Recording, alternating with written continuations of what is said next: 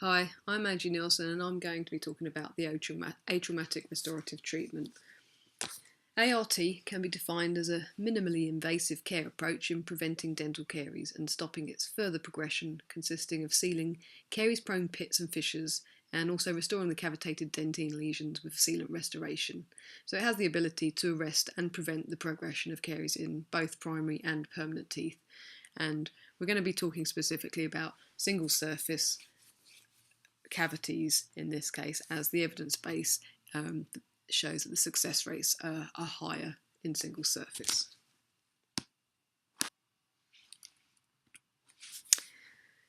So we've defined ART, and we're going to have a little look at a hands-on on a simulation tooth of the clinical steps involved in ART. The steps specifically come down to step 1, preparation, step 2, isolation, step 3, examining the tooth, step 4, gaining access to the lesion, step 5, cavity cleaning, step 6, conditioning, step 7, preparing the glass ionomer, step 8, filling and sealing the tooth, which also involves the press finger technique, and step 9, finishing the tooth. And we're going to have a little look at the evidence base behind ART.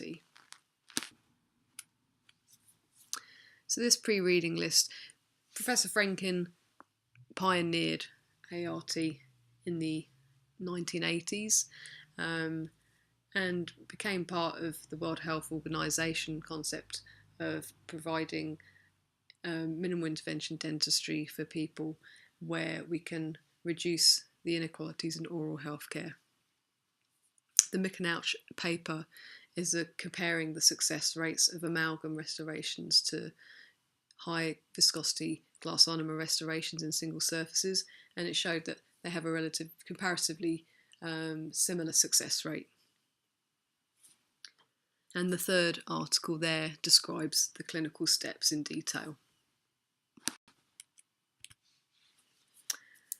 So this picture shows a setup of a typical ART tray where you have the setup as you want it to be done in order of the steps. So first of all, you're going to be getting all your cotton pellets and your cotton rolls ready for isolation, and your mirror and probe for examining the tooth, and there you have your enamel hatchet and your excavator and your flat plastic.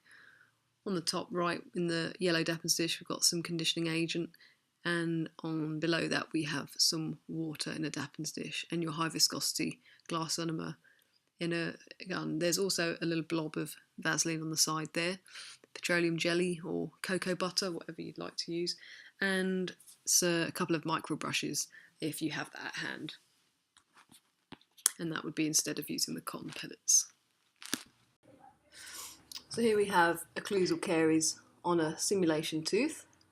There's a small access cavity, and our first step is to prepare.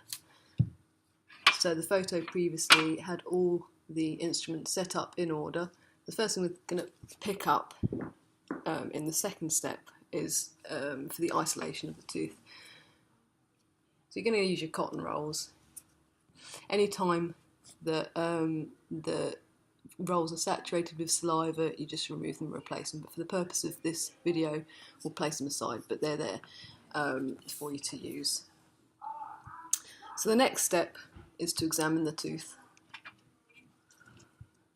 You pick up your mirror and your probe and gently probe around the fissures, gauge how deep that cavity is and see if there's any translucencies. And the next step is to access. So you're picking up your enamel hatchet, which has 2 blades on either side,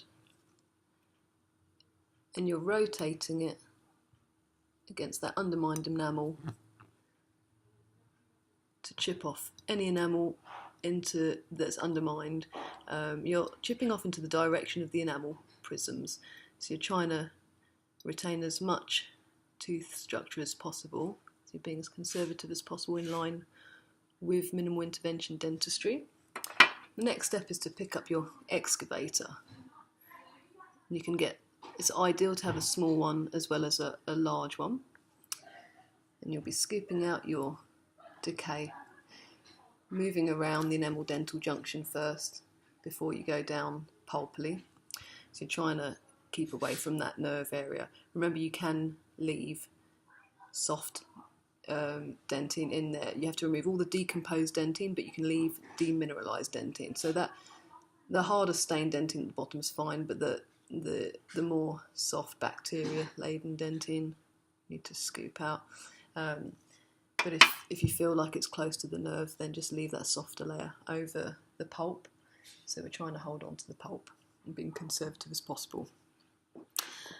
The next step is to clean the tooth. So assuming we don't have running water, we can use the cotton pellets and dip them into lukewarm water, because remember, it might be sensitive if it's cold. And then we're using a conditioning agent. In this case, this is the 20% polyacrylic acid. If you don't have this and you're using a hand mix, you can use the liquid component of the hand mix glass ionomer. It's important that you're using a high viscosity glass ionomer because you're getting a high success rate. So we're cleaning the cavity with polyacrylic, and we're leaving it on there as per the manufacturer's instructions. In this case, it'd be 15 to 20 seconds. You'll pick up your damp cotton pellets, wash them out sufficiently, but not over drying, because that can affect the bonding of the glass ionomer. Now the next step is to prepare your glass ionomer. So in this case, we'll be using a high viscosity capsule. And follow the manufacturer's instructions again. You should be using a high quality glass ionomer, as this can affect the bonding and it can affect the strength.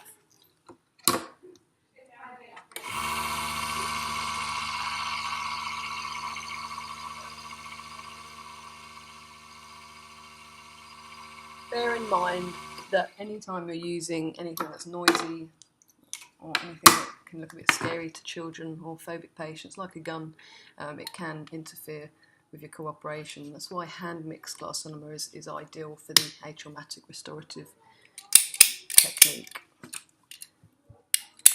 So when you get your glass ionomer, you pop it in the cavity and you're overfilling it. Now remember, it has to remain glossy, otherwise it's starting to set. So you have a little bit of time, but if you get moving, we're now using the press finger technique. You take a little bit of cocoa butter or the Vaseline onto your glove, and you press with the ball of your finger down, and you roll backwards and forwards for about 10 seconds.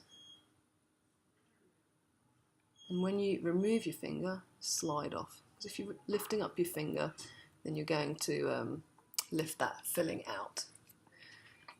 And you'll get in there fairly quickly to remove any excess with your flat plastic or your carver. So as you can see, you've filled the cavity, but you've also sealed the fissures and the pits.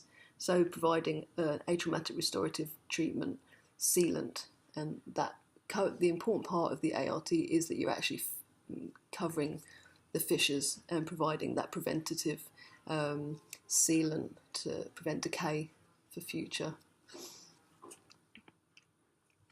If you feel like it hasn't been filled in enough, mix some more and do the same thing again. The next step would be you can use Arctic paper to get the patient to bite together to check if there's any high spots, or you can just get them to bite down. At this point it should be fairly soft. You can use your excavator to remove any excess. And the final step is just to finish that sealant by placing a little bit of Vaseline over the top, or you can use manufacturer varnish like the Fuji varnish, and you advise them not to eat for about an hour so that can set sufficiently. And that is your final ART sealant restoration. So the take-home message that I'd like to give at the end of this session is to understand the role that ART plays within minimal intervention dentistry. Primarily, we need to recognise any carious lesions and see whether we're going to actually monitor them first rather than go straight in and remove tooth structure. Secondly, we may remineralise by applying topical fluoride, dietary advice, oral hygiene instruction, anything to try and allow the body to remineralise that tooth and give it a chance to not develop into a frank cavity. And lastly, then we're using restoration techniques, which one of those is the cornerstone of minimal intervention dentistry, which is atraumatic restorative treatment, where we're filling the cavity and sealing it simultaneously. Thank you.